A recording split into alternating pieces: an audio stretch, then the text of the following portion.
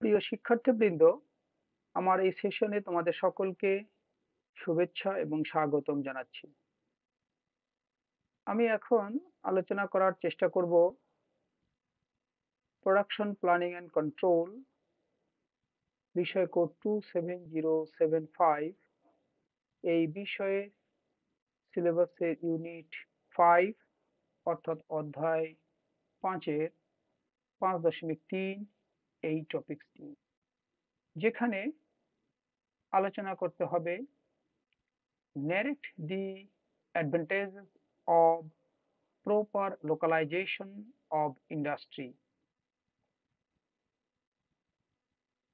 প্রিয় শিক্ষার্থীবৃন্দ, আমরা এই বিষয়ের উপরে আলোচনা করতে গেলে, কথা বলতে গেলে প্রথমেই আমাদের আম, যে বিষয়গুলো ভাবতে হবে, একই সঙ্গে যদি আমরা পরীক্ষায় উত্তর দিতে যাই তাহলে তো অবশ্যই এটা মাথায় রাখতে হবে, বিবেচনায় রাখতে হবে। আমরা ইন্ডাস্ট্রি যখন লোকালাইজড ওয়েতে তৈরি হয়, ইন্ডাস্ট্রিকে যখন তার কোন স্থানে, কেন, কিভাবে, কি জন্য ইত্যাদি বিষয়গুলো বিবেচনা করে সহ শিল্প প্রতিষ্ঠান, সুযোগ সুবিধা, অবকাঠামো, যাতায়াত বা যোগাযোগ সবকিছু বিবেচনা করে যখন নির্ধারণ করা হয় স্থান, সেই স্থান নির্ধারণের ক্ষেত্রে যে ভাবনাগুলো, যে প্রক্রিয়াগুলো বিবেচনা নেওয়া হয়, কাজের ক্ষেত্রে যুক্ত হয়, যুক্ত আছে, যুক্ত থাকবে, সেগুলোর মাধ্যমে আসলে আমরা কি সুবিধা পেতে পারি। অর্থাৎ বক্তব্যটা এরকম, লোকালাইজেশন অফ ইন্ডাস্ট্রি এইটা যদি আমরা করি, এইটা যদি হয় এবং এইটা যদি হওয়া উচিত হয়, তাহলে কি কি সুবিধা পাওয়া যায়। আমরা এটা আলোচনা করতে গেলে দেখব, এটা ভাবতে গেলে, বিশ্লেষণ করলে, পর্যবেক্ষণ করলে আমরা দেখব যে বহুবিধ সুবিধা এর থেকে পাওয়া যেতে পারে বা যায়। খুব সোজাভাবে অল্প কথায় আমরা বলতে পারি, যেখানে এরকম শিল্প প্রতিষ্ঠানের একটি সম্মিলন ঘটবে, সে জায়গার সমাজ ব্যবস্থার উপরে একটি সাধারণত পজিটিভ ইম্প্যাক্ট পড়বে, যার কারণে কমিউনিটি ডেভেলপমেন্ট ঘটবে, গভর্নমেন্টের সাপোর্ট বেড়ে যাবে, রাজস্ব ইনকাম বেড়ে যাবে, ওইখানে বাজার ব্যবস্থা আরো সুসংগঠিত হবে, ওইখানকার অবকাঠামো, অর্থনৈতিক উন্নয়ন, বেকার মানুষের কর্মসংস্থান ইত্যাদি বিষয়গুলো দারুণভাবে উন্নতির দিকে, উন্নয়নের দিকে প্রভাব বিস্তার করবে। সেই কারণে আমরা এইভাবে বলতে পারি, কস্ট এফিসিয়েন্সি একটি গুরুত্বপূর্ণ সুবিধা যদি ইন্ডাস্ট্রি লোকালাইজড ওয়েতে হয়। আমরা লজিস্টিক কস্ট, ট্রান্সপোর্টেশন কস্ট, মার্কেটের সঙ্গে যোগাযোগ বলি, যাতায়াত বলি, সবকিছু ট্রান্সপোর্টেশনের মধ্যে আসবে। লেবার সোর্সের কথা বলি, র মেটেরিয়ালস আনা নেওয়ার কথা বলি, সব জায়গায় আমরা কস্ট এফিসিয়েন্সি ঘটাতে পারবো, অর্থাৎ কস্ট ইফেক্টিভ ভাবে আমরা ইন্ডাস্ট্রিকে পরিচালিত করতে পারবো। একই সাথে প্রোডাক্টও সেভাবে উৎপাদিত হবে, বাজারে যাবে এবং ভোক্তা বা চাহিদা যাদের আছে, যারা ব্যবহার করবে, যাদের উপযোগিতা আছে, তারাও খুব স্বাচ্ছন্দ্যে এটি গ্রহণ করতে পারবে। লোকালাইজেশন অফ ইন্ডাস্ট্রির মাধ্যমে প্রয়োজনীয় মালামাল, দ্রব্য সামগ্রী, এনার্জি, ওয়ার্কফোর্স, ভেহিক্যাল, যাই বলি না কেন, তার সাপ্লাই অর্থাৎ সরবরাহ ব্যবস্থার অনেক উন্নতি ঘটবে এবং সমস্যা থাকলে সেগুলো আরো বেশি স্মুথার হবে, অর্থাৎ আরো বেশি সহজবোধ্য হবে, সমন্বিত হবে, অর্থাৎ উন্নতির দিকে যাবে। স্কিলড ওয়ার্কফোর্স পাওয়ার একটি সুযোগ তৈরি হবে এর মাধ্যমে। বেকাররা কাজ পাবে এবং কাজ পাওয়ার সাপেক্ষে তাদের দক্ষতা বাড়িয়ে নেওয়ার সুযোগ পাবে। ওই অঞ্চলের একটি অর্থনৈতিক উন্নয়ন ঘটবে। অর্থনৈতিক উন্নয়ন নানাবিধভাবে হতে পারে। সমাজের লোকরা কাজ পেলে তাদের হাতে অর্থ আসবে, তারা তাদের জীবনযাত্রার মান উন্নত করতে পারবে।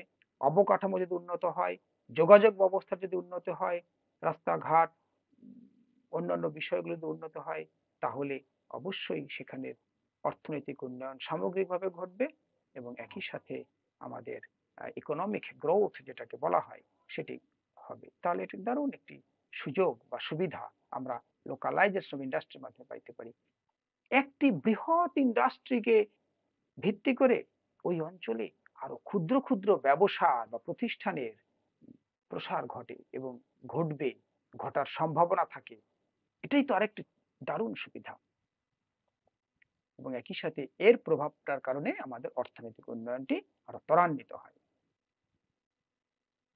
বৃহৎ বৃহৎ শিল্প প্রতিষ্ঠান একই জায়গায় একই জাতীয় সমজাতীয় বা কখনো কখনো ভিন্ন জাতীয় যদি শিল্প প্রতিষ্ঠান থাকেও, তাহলে তাদের মধ্যে যে সকল রিসোর্স প্রয়োজন পড়ে, যে সকল টেকনোলজির প্রয়োজন পড়ে, যে সকল নলেজ প্রয়োজন পড়ে, যে সকল আইডিয়াস গুলো প্রয়োজন পড়ে তাদেরকে বেঁচে থাকার জন্য, তাদেরকে সুষ্ঠুভাবে কাজ করার জন্য, তাদেরকে সেই সকল প্রতিষ্ঠানের উন্নয়ন ঘটানোর জন্য, এই সকলের কিছুর মাধ্যমে দেখা যায় যে প্রযুক্তিগত যে সকল উদ্ভাবন সেটি ওখানে ঘটার সমূহ সম্ভাবনা থাকে এবং সেটা হয়ে থাকে। তাহলে আমরা এটা আরেকটি বড় সুবিধা পেতে পারি সেখান থেকে। আগেই বললাম যে অবকাঠামোর উন্নতি ঘটবে, বৃদ্ধি ঘটবে, সেটি একটি বিষয় যেটাকে আমরা বলতে পারি এনহান্সড ইনফ্রাস্ট্রাকচার। বাজারের যে নৈকট্য সেটি সম্প্রসারিত হবে এবং আরো সমন্বিত হবে।